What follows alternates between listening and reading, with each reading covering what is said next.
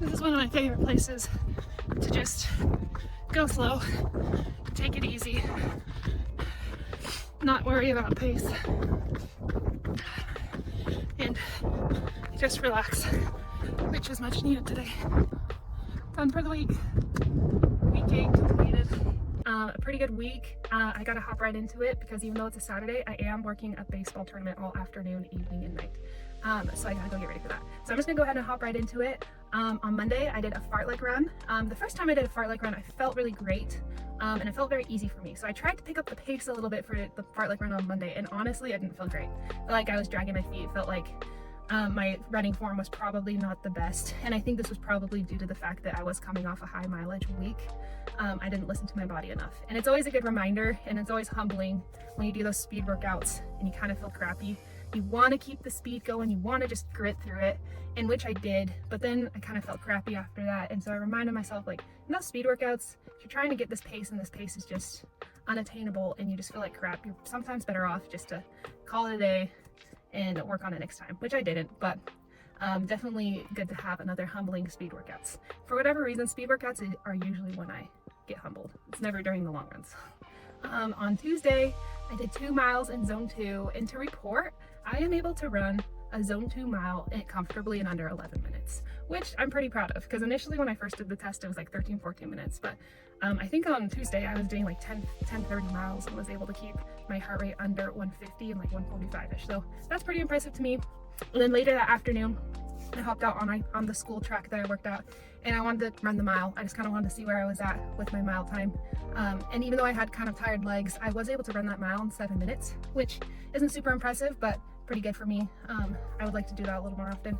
Wednesday, I did my 10-mile long run. Felt great. Did a vlog about it. Probably best 10-miler as far as how I felt up to date. Thursday, I did lower body weights in another 3 miles. Friday I rested, and then this morning I topped off the week with 7.7 miles, and the reason why is so particular because I wanted to get exactly 30 miles this week, which I'm happy to report I did. It's nice to get a 30-miler week back to back, especially as being a mileage that I'm kind of unfamiliar with. I'm glad that I was able to sustain that week to back, and again, still feeling pretty okay. Still kind of tired. I'd like my pace to be a little faster, but I'm trying to be patient with myself and understand that marathon training isn't half marathon training. It's not 10K training. Like, it's gonna be slower. I kind of told the story of how my husband ran the half marathon with me, and I've already kind of touched a lot on how that half marathon experience was for me back on Thanksgiving Day. Overall, I loved that half marathon. I ran out the gate running a lot faster than I thought I was going to. I thought I was gonna run like closer to 9-minute miles, maybe like 9:15 miles, but I ran that first mile in 8:30 and then kind of stuck with that pace the whole time. And that was faster than anything I had ever ran previously. And I go along in this run, and it's getting toward the end, and I'm at like mile 11. I'm like, wow, I'm still like being able to hold this pace. And then I have to talk about my least favorite part of that half marathon I was experiencing, is what came out of nowhere. And I got the worst stomach cramps I had ever experienced on a run. They came literally out of nowhere and just hit me right in the gut, and it was so debilitating. I literally had to stop. Like, I couldn't even walk. And I've got my husband in front of me who knows I'm trying to beat this, like, I want to get this sub 2-hour half marathon time, and by like we had been killing it up to that point, but like I stopped and I'm like, I don't even know if I'm gonna be able to keep going. And this side stitch, this like stomach cramp thing I was dealing with it for about like 5 to 10 minutes, and got to a point where I had to stop at some point, walk at some point, do like a slow jog. Like, extremely frustrating. Luckily, like, I was able to get through it and finish the race. I ended up finishing the race at about 1:56. I really think if I hadn't had that side stitch, we probably could have been able to run it closer to 1:50.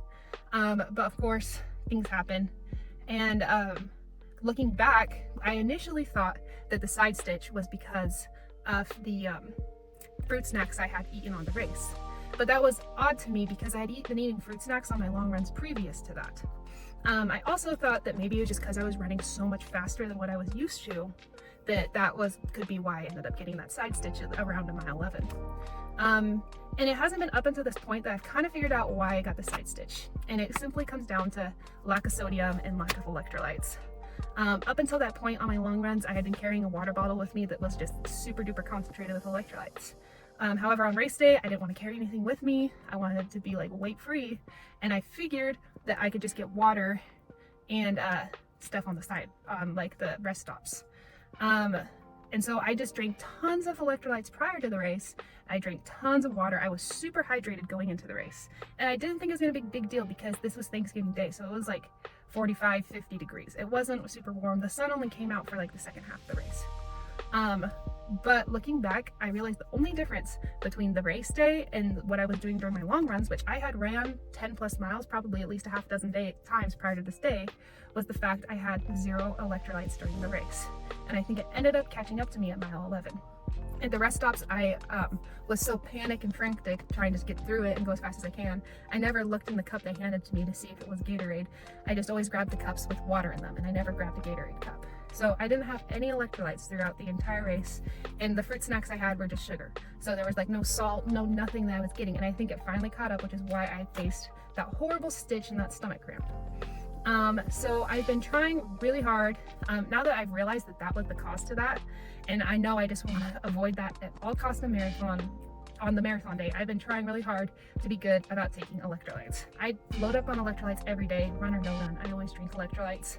And I've been really good about packing them with me on my long runs and being really good about at least taking 2 or 3 sips every mile. And I've been amazed that with all the long running I've done thus far, I haven't gone any side stitches. And I think I've really come to the conclusion that that was it. It wasn't the fruit snacks, it wasn't the food, it wasn't the pace, it was the lack of electrolytes. All right, so as I discussed electrolytes, these are the electrolytes that I've gotten. It's micro ingredients, raspberry lemonade. I was on Amazon and I was looking at all the electrolytes. They all can be really expensive and I'm pretty cheap. But I found this whole container for less than $20, I think it was. And what I like about it is it doesn't have any sugar in it, but it has all the other things you need. It's got sodium, it's got magnesium, potassium, calcium, salt, obviously. And then if you look at the ingredients, they're all pretty natural ingredients. Natural coconut water powder, natural lemon and raspberry flavor as well. So I really love these. I've had these for about a couple months now and I still have quite a bit left. I used to do a lot of Propel packets and Gatorade Zero packets, but those are actually pretty expensive just for a pack at the grocery store. Like a pack of 8 or 10 is still a few bucks. So I found it's a lot cheaper just to buy electrolytes in large quantities, and particularly that brand was very cheap. There's some, they're obviously more like $30, $40, $50 for an entire container's worth, but I was really shocked to find that, and it's actually saved me a lot of money.